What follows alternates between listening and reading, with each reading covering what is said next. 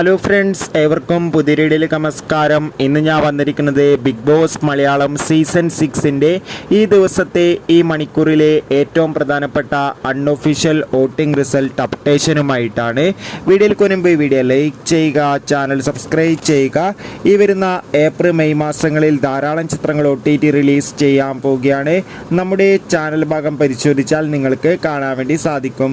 ഖത്തറിൽ ശക്തരായ 9 മത്സരാർത്ഥികളുടെ അതിഗംഭീരമായ വോട്ടിംഗ് പോരാട്ടമാണ് ആരംഭിച്ചിട്ടുള്ളത്.